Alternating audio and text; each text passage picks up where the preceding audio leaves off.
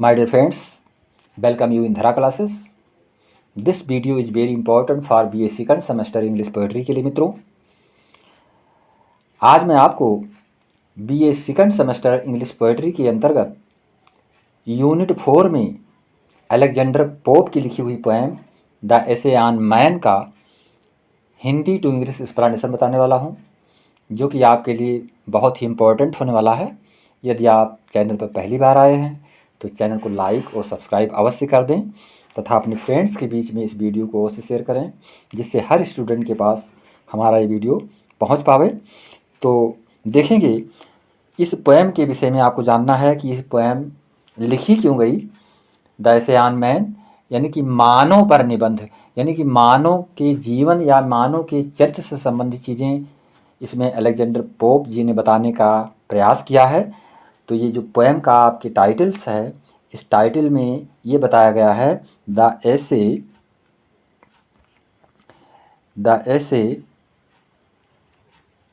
On man.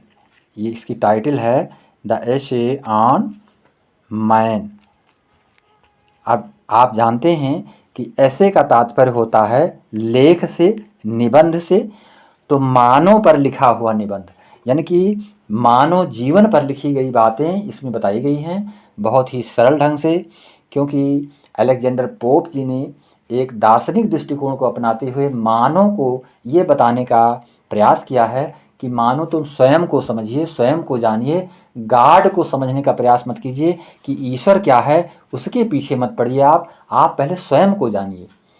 और जैसा कि दर्शन शास्त्र में, फिलॉसफी में भी ये बातें बताई गई हैं कि जब हम स्वयं को जान जाते हैं तो हमें ईश्वर के ज्ञान की प्राप्ति स्वतः हो जाती है, यानी हम ईश्वर को जान जाते हैं। जब तक हम स्वयं को नहीं जानेंगे तो ईश्वर को हम नहीं समझ पाते हैं। तो ये सारा फिलॉसफिकल पॉइंट ऑफ व्यू इसमें बताया गया है।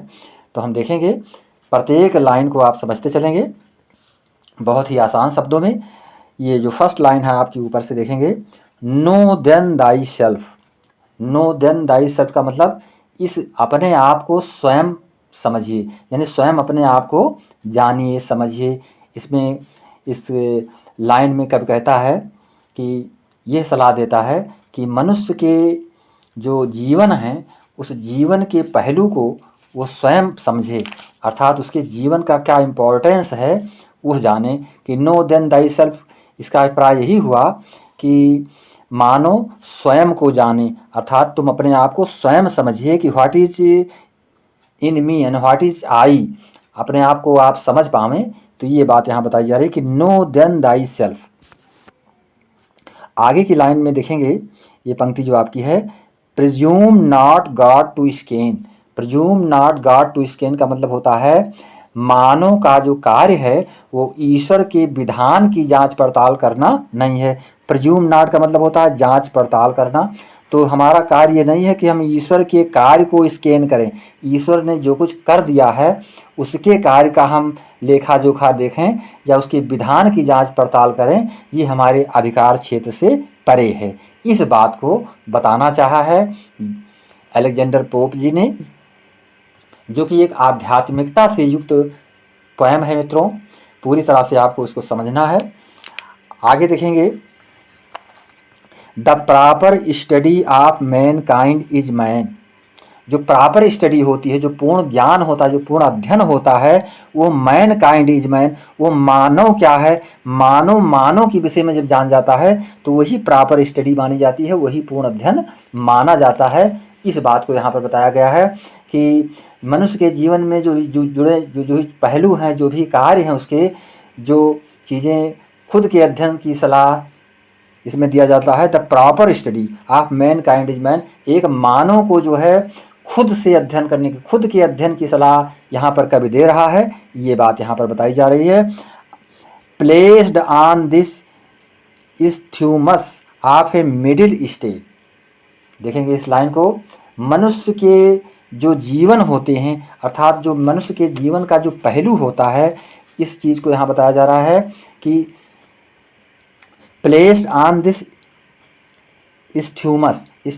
इस्थ्यूमस का मतलब होता है यहाँ पर, इस्थ्यूमस का मतलब होता है संयोजक, जोड़ने वाला, अर्थात जो मनुष्य का जो placed on this isthmus of a middle state, middle state का मतलब होता है मध्य स्थिति, तो ये ऑफ ए मिडिल स्टेट का मतलब होता है जो मध्य स्थिति होती है। अर्थात जो मानव का कार्य है वो क्या है, मानव के कार्य का जो होते हैं वो एक स्थल के रूप में, एक संयोजक के रूप में होते हैं, यानी कि गॉड और मानव के बीच में एक संयोजक का वो कार्य करता है, मध्यस्थता का कार्य करता है, उस स्थान को प्राप्त करता है।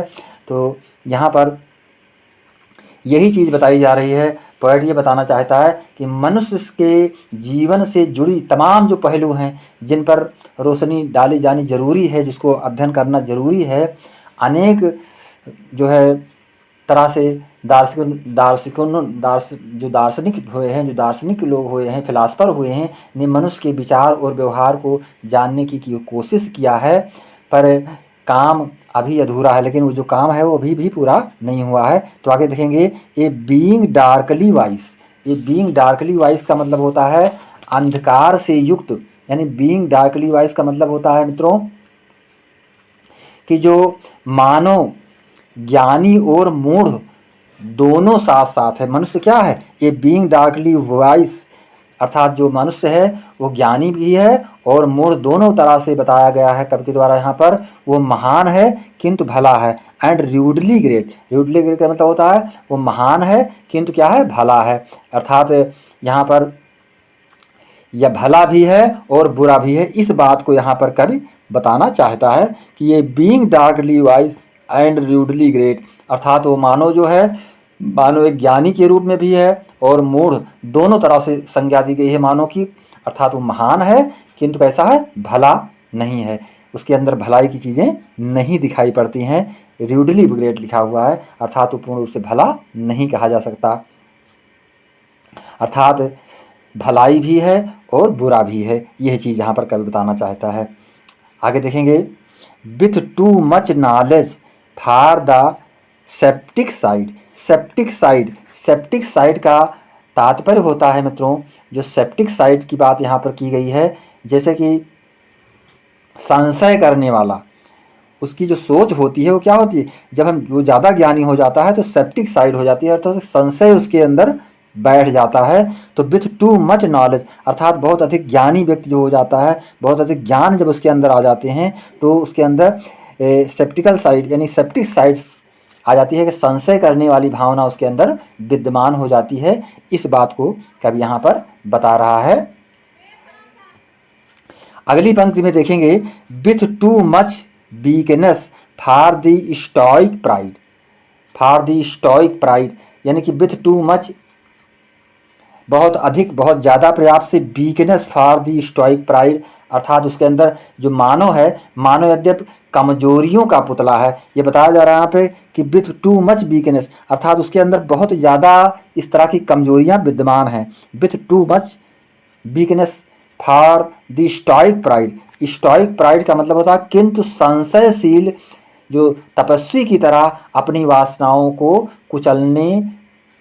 कुचले होने का दावा करता है। ध्यान देंगे, इस स्टोइक प्राइड का मतलब होता है अपनी जो भावनाएं हैं उसको कुचले हुए के रूप में, अर्थात कुचले हुए होने का दावा वो करता है। कहने का तात्पर्य यह है, इस पंक्ति में बताया गया है कि यद्यपि मानव कमजोरियों का पुतला है, किसका पुतला है, कमजोरियों का पुतला है, वीकनेस की बात बताई जा रही है, विथ टू मच वीकनेस, अर्थात जो मानव है वो एक कमजोरी का पुतला बताया गया है, किंतु उसके अंदर फॉर द स्टोइक प्राइड, अपनी तपस्वी की तरह जो है, जो उसके अंदर संयमशील रूपी व्रत की जो तपस्या है, अर्थात उसकी जो संयमशीलता है, वो अपनी वासनाओं को कुचले होने का दावा करता है कि मैं अपनी वासनाओं को अपने बस में रखता हूँ, इस तरह की वो बात करता है। फिर भी उसके अंदर कमजोरी विद्यमान होती है, बार बार ऐसी चीज़ों के प्रति उसके दिमाग जाते हैं। तो ये बात यहाँ पर बताई जा रही है मित्रों। आगे देखेंगे,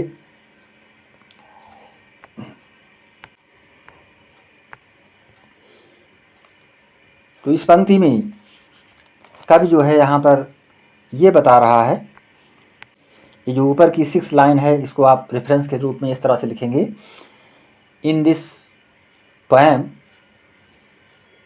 द पोएट अलेक्जेंडर पोप या हम रेफरेंस के रूप में इस तरह से लिखेंगे, the present poem has been extract from the poem the essay on man composed by Alexander Pope. इस तरह से हम रेफरेंस लिखेंगे और कॉन्टेक्स्ट में आपको लिखना है कि in this poem Alexander pope is describing about the spiritual condition, about the spiritual knowledge of mankind। तो ये चीज़ें एक आत्मज्ञान की बात यहाँ पर बताई जा रही है जिसको कि वो बताना चाहते हैं। तो ये 6 लाइन की स्टेंजा में आप इसको लिख सकते हैं और उसके बाद एक्सप्लेनेशन आपको लिखना होगा। अब हम देखेंगे इसके पश्चात ये जो पोएम आपकी है, he hangs between, most important line, ये आपके लिए बहुत ही इम्पॉर्टेंट लाइन है। ही हैंग्स बिटवीन, अर्थात हैंग का मतलब होता है लटके होना, अर्थात always caught between two opposite view, यानी कि he hangs between in doubt to act to rest. ये लाइन देखेंगे यहाँ पर कि ही हैंग्स बिटवीन, परस्पर विरुद्ध विचारों से, परस्पर जो है जो विरुद्ध विचार होते हैं उसके विरुद्ध विचारों से ग्रसित रहता है। वो हमेशा जो है एक विरुद्ध विचार से, अपोजिट विचारधाराओं से क्या होता है, ग्रसित होता है। He hangs between in doubt, doubt का मतलब होता है शंका या विरुद्ध विचार जो होते हैं जो मन में दिमाग में उठते हैं, तो उन विचारों से वो हमेशा क्या रहता है, ग्रसित रहता है। कौन, मानो। हैंग का मतलब होता है ग्रसित होना, उससे जुड़े होना। तो यहाँ पर कवि कह रहा है कि हमेशा जो मानव होता है वो शंका अर्थात डाउट या विरुद्ध विचारों से ग्रसित हुआ पाया जाता है, इस बात को यहाँ पर। और ये अगली पंक्ति में देखेंगे, in doubt to dream. Doubt का मतलब जैसा आप जानते हैं, डाउट का मतलब जो उसके शंका है, जो अनिश्चितता उसकी बनी हुई होती है। In doubt to deem himself, अर्थात जो उसके शंकाएँ होती हैं, उन शंकाओं के प्रति जो है वो क्या सोचता है, इन डिसाइडेड इन माइंड, अर्थात अपने दिमाग में कर्म करने या ना करने के प्रति जो अनिश्चित भाव उसके उत्पन्न होते हैं। In doubt to deem himself, यानी कि उसके अंदर इस तरह की विचारधाराएं उत्पन्न होती हैं कि इस कार्य को मैं करूं या ना करूं, ये भाव यहाँ पर कवि बता रहा है। ए गॉड आर बीस्ट, अर्थात वो स्वयं निश्चय नहीं कर पाता कि वो देव या पशु, यानी कि गॉड का मतलब होता है देव और बीस्ट का मतलब होता है पशु, अर्थात वो इस सामंजस्य को नहीं बैठा पाता है कि मैं कर्म को करूं, कार्य को कर्म करने या ना करने के प्रति उसके अनिश्चित भाव हमेशा बने रहते हैं। वो स्वयं निश्चय नहीं कर पाता कि वो देव है या पशु, यानी स्वयं के बारे में। हिमसेल्फ का मतलब होता है स्वयं के बारे में, स्वयं के बारे में वो निश्चय नहीं कर पाता कि वो एक गॉड के रूप में है या एक बीस्ट के रूप में है, कि एक वो जो है देव के रूप में है या पशु के रूप में है। इस चीज़ को वो निश्चित नहीं कर पाता है, यही बात यहाँ पर बताई गई है मित्रों। आगे देखेंगे, in doubt his mind or body to prefer, अर्थात जो ये शंकाएं होती हैं, जो उसके अंदर डाउट की भावना होती है, बुद्धि और वासनाओं के बीच फंसा हुआ होता है। इन डाउट हिज माइंड, उसका जो मस्तिष्क होता है वो इन्हीं वासनाओं के बीच में, और उसका जो शरीर होता है वो पूर्ण रूप से इन्हीं वासनाओं के बीच फंसा हुआ होता है, ये बात बताई जा रही है। In doubt his mind, doubt his mind का मतलब मन में इस तरह की शंकाएं, इस तरह के भ्रम उसके बने होते हैं और पूरी तरह से शारीरिक रूप से वो उसमें जो है पूरी तरह से उलझा हुआ फंसा हुआ होता है। तो ये बात इसमें बताई गई इस लाइन में। आगे देखेंगे, born but to die, most important line, born but to die, अर्थात he is born to die. यहाँ पर देखेंगे कि वो पैदा होता है किंतु मरने के लिए। ध्यान देंगे इस सेंटेंस को, बॉर्न बट टू डाई, अर्थात उसका जन्म तो हुआ है, वो पैदा तो हुआ, परंतु किसके लिए हुआ है, मरने के लिए, ये बात इसमें बताई जा रही है। And reasoning but to err, and reasoning but to err का मतलब होता है वो तर्क तो इस प्रकार करता है जैसे कि वही सही है किंतु गलती भी वही करता है। तर्क के अनुसार रीजनिंग, वो जो रीजन देता है, जो तर्क देता है, वो बट टू इरर, लगता तो है कि वो सच कह रहा है लेकिन वो गलती भी वही करता है। कौन करता है? वो मानव ही इरर करता है। मित्रों, इस बात को यहाँ पे बताया गया है। बॉर्न बट टू डाई, अर्थात कि वो उसका जन्म जो हुआ है, जो उसका वो पैदा हुआ है, किंतु किसके लिए पैदा हुआ है? मरने के लिए पैदा हुआ है। इस बात को बताता है, कहता है, समझता है। And reasoning but to error, अर्थात परंतु जो है इस प्रकार वो जो इस तर्क को पेश करता है लोगों के समक्ष, इस तर्क को कहता है इस तरह से कि जैसे कि वही सही है किंतु गलती भी वही करता है। जो भी करता है गलती मानव ही करता है। कहने का तात्पर्य यहाँ पर है कि उसकी जो भावनाएं हैं, जो उसके सोच हैं, वो बढ़ चढ़ करके होते हैं, फिर भी सारी चीज़ों को जानते हुए गलती वही करता है। रीजनिंग, रीजनिंग का मतलब होता है यहाँ पर पूरी तरह से उस तर्क को समझना, तर्क को जानते हुए, अर्थात ईश्वर और मानव के बीच में जीवन के बारे में सारी चीज़ों को जानते हुए भी वो क्या कर देता है? गलती करता रहता है, सही मार्ग पर नहीं चल पाता है। ये यहाँ पर बताया गया है मित्रों। तो इसमें भी आप कॉन्टेक्स्ट यही लिखेंगे कि in this poem the poet is describing about the deepness, deep quality of Mankind, यानी कि एक गहरे क्वालिटी के गुण के बारे में यहाँ पर मानव के विषय में बताया गया है, जिसमें कि वो कहता है कि मानव बुद्धिमान होते हुए भी, वो सब कुछ जानते हुए भी कि वो नश्वर है, उसका शरीर नश्वर है, वो पैदा हुआ है तो उसकी मृत्यु निश्चित है, ये सब जानते हुए भी वो बार बार इस तर्क में फंस जाता है कि लगता है कि वही गलती बार बार वो दोहराता रहता है, सब कुछ जानते हुए भी बार बार दुनिया में, संसार में गलती करता रहता है। तो ये हमको इसमें लिखना है। आगे देखेंगे, alike in ignorance, alike in ignorance, alike in ignorance his reason such whether he thinks too little or too much। ये दोनों लाइन कंबाइंड लाइन आप देखेंगे मित्रों यहाँ पर कि he is fine blind of ignorance and reason whether he is intelligent or stupid, अर्थात मानव सदा अज्ञान और बुद्धिमानी से घिरा रहता है। किससे घिरा रहता है? एलाइक इन इग्नोरेंस, इग्नोरेंस का मतलब अज्ञानता से युक्त होना। एलाइक इन इग्नोरेंस का मतलब वो सदा ही, मानव जो है वो सदा ही अज्ञान और बुद्धिमानी से जो है पूरी तरह से घिरा रहता है। हिज रीजन सच, पूरी तरह से वो घिरा रहता है। Whether he thinks too little or too much, चाहे बुद्धिमान हो या मूर्ख, अर्थात बुद्धिमान होने की भी बात कही गई है और मूर्ख होने की भी बात कही गई है।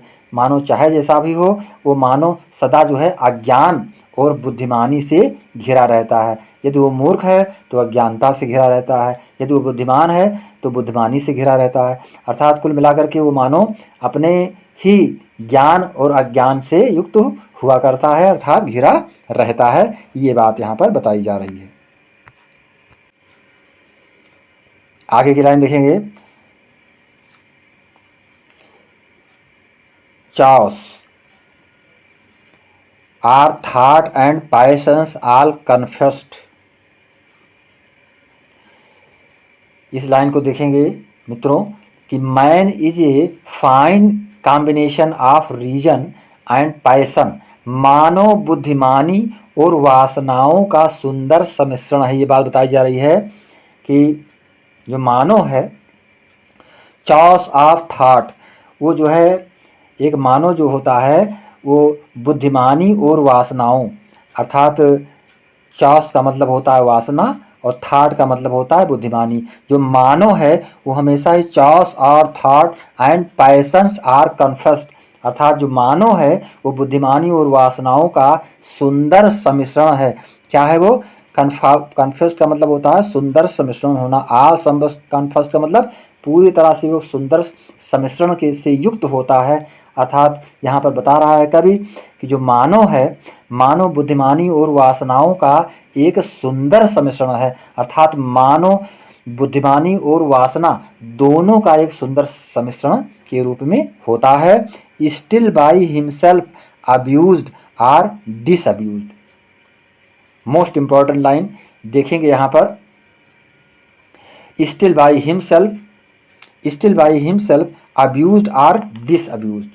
इसका तात्पर्य ये हुआ कि इसमें कब ये बताना चाहता है कि अच्छे और बुरे कर्मों के लिए, यानी कि इसको हम इस तरह से समझेंगे पोएटिक लैंग्वेज में कि स्टिल बाई हिमसेल्फ अब्यूज्ड, ये जो अब्यूज सब लिखा हुआ है वो बुरे के लिए हुआ है। डिसअब्यूज्ड का मतलब होता है अच्छे के लिए। तो यहाँ पर देखेंगे स्टिल बाई हिमसेल्फ, वो अच्छे और बुरे कर्मों के लिए वो स्वयं जिम्मेदार है या समर्थ होता है। कौन? मानो। स्टिल बाई हिमसेल्फ अर्थात स्वयं से वो जिम्मेदार होता है। किसका? अब्यूज्ड आर डिसअब्यूज्ड, किसका? बुरे कर्मों का और अच्छे कर्मों का। अर्थात अच्छे व बुरे कर्मों का वो स्वयं जिम्मेदार होता है। कौन? मानो।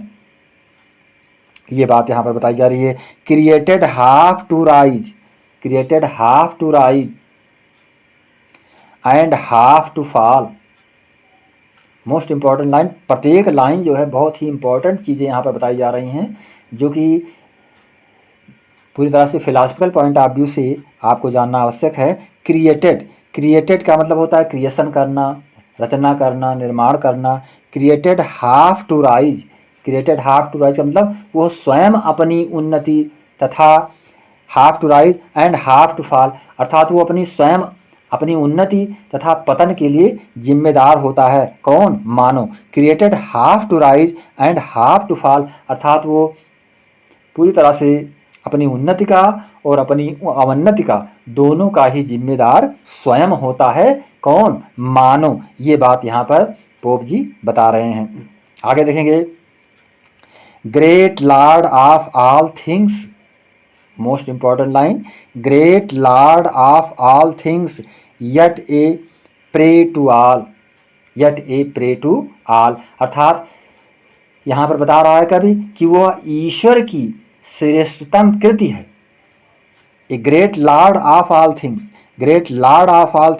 जो भी ईश्वर ने रचना की है, जो भी ईश्वर ने बनाया है चीज़ों को, उनमें क्या है? ग्रेट लॉर्ड के रूप में उसको माना गया है। मानव को मित्रों वह ईश्वर की सबसे श्रेष्ठतम कृति के रूप में है। कौन? मानव।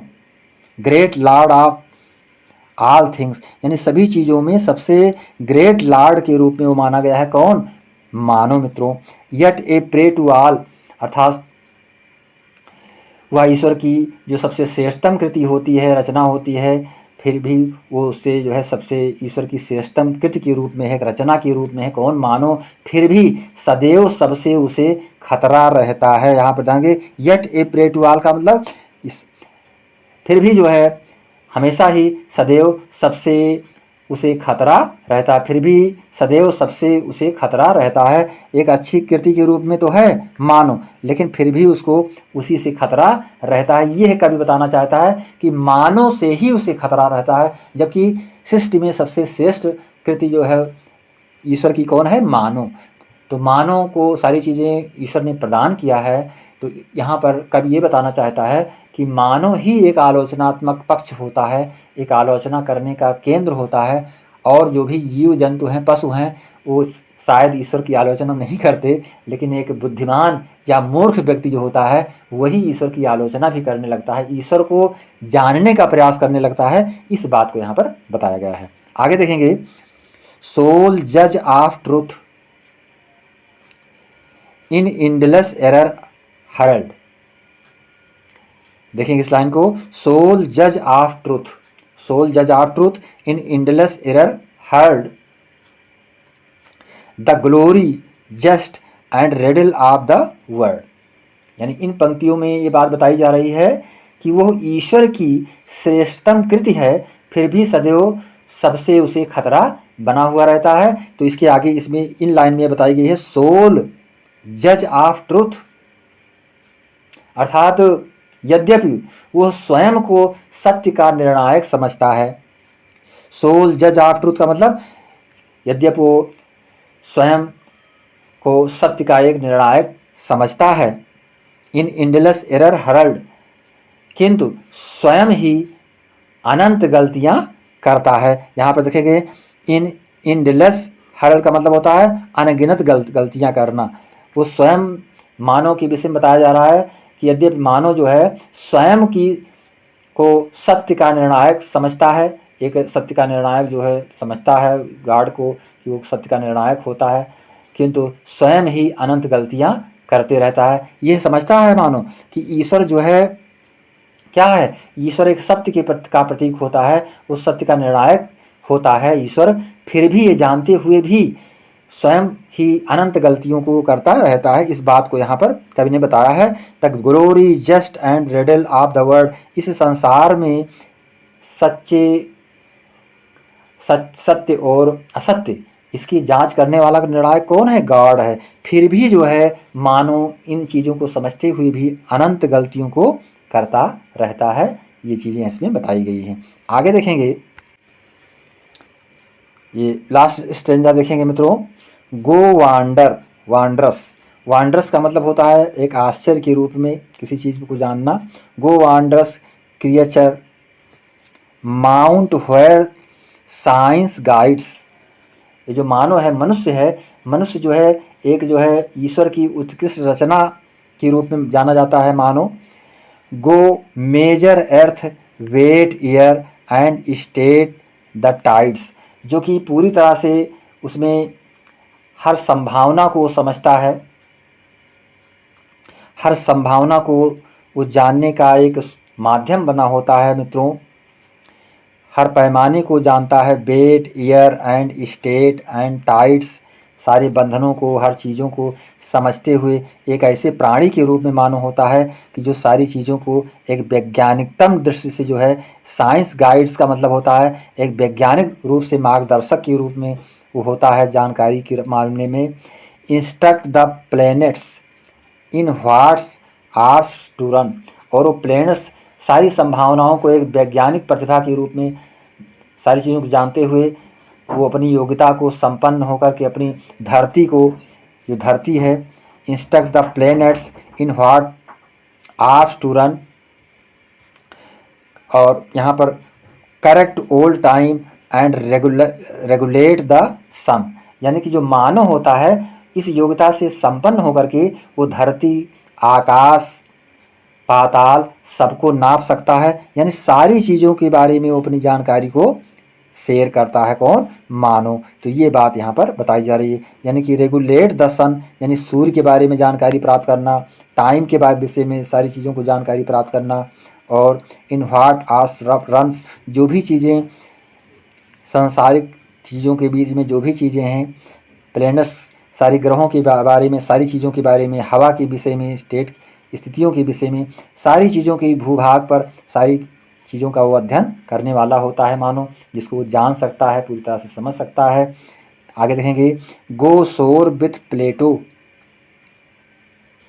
टू द, अर्थात वो जो है प्लेटो की बात यहाँ पर की गई है कि जो मनुष्य प्रसिद्ध दार्शनिक प्लेटो के समान, जो प्लेटो के रूप में एक दार्शनिकता के रूप में बताया गया है। Go soar with Plato's to the imperial sphere, अर्थात एक मनुष्य जो होता है वो प्लेटो के समान दिव्यता का चिंतन करता है। किसका चिंतन करता है, इम्पेरियल स्फीयर, अर्थात पूरी तरह से वो दिव्यता का विचार करता है, चिंतन करता है। In the first good, first perfect and first fear, वो विश्व को सत्यम शिवम सुंदरम की ओर ले जाने का प्रयास कर सकता है। कौन, मानव मित्रों। वो विश्व को सत्यम शिवम सुंदरम की ओर ले जाने का प्रयास कर सकता है, अथवा वो प्लेटो के शिष्यों की भांति ईश्वर चिंतन करते हुए वो स्वयं को मैं ईश्वर ही हूँ ऐसा भी विचार कर सकता है। यानी कि ईश्वर को मानते हुए, यहाँ तक कि इस बात को यहाँ पर बताया गया है कि वो ईश्वर को मानते हुए, उसका चिंतन करते हुए, सत्यम शिवम सुंदरम के पाठ को जानते हुए मित्रों, वो ये क्या करता है, to the first good, first perfect and first fair. वो अपने आप को ही, स्वयं को, मैं ईश्वर ही हूँ ऐसा भी विचार कर सकता है। ये बात यहाँ पर अलेक्जेंडर पोप जी ने बताने का प्रयास किया है। Or treat the maze is round his followers trot. परंतु कभी कहता है, तब क्या कहना है यहाँ पर कि संसार जो होता है, संसार मानना मनुष्य का अहंकार होगा। यानी संसार की बात करना है मनुष्य का क्या है, अहंकार होगा। वो ईश्वर की रचना में एक महान कड़ी हो सकता है, स्वयं ईश्वर नहीं। यहाँ पर बताया जा रहा है कि rotate the maze is round his followers taught. उसका फॉलोअर हो सकता है, अर्थात उसका एक महान कड़ी के रूप में हो सकता है, उसका अनुयायी हो सकता है ईश्वर का, लेकिन वो स्वयं ईश्वर नहीं बन सकता है। इस बात को यहाँ पर अलेक्जेंडर पोप जी ने बताया है मित्रों, जो कि मानव के विकार के रूप में इन्होंने अपनी बात को रखा है। जो मानव के सोच होते हैं, चाहे वो मूर्ख हो, चाहे वो विद्वान हो, चाहे वो बुद्धिमान हो, हर दृष्टिकोण से उसकी जो सोच हैं उसी को परिलक्षित किया गया है इस पोएम में। तो this stanza is very important for your university examination. आप पूरी तरह से इसको पढ़ करके जाएंगे और इसको एग्ज़ाम में अच्छी तरह से लिख पाएँ, इसलिए इसकी पूरे समरी को भी आपको पूरी तरह से समझना है। तो जैसा कि मैंने एक्सप्लेन किया हूँ उसी तरह से आप पूरी तरह से इसको समझ करके जाएंगे। Thank you very much. इसी के साथ नमस्कार, जय हिंद, जय भारत।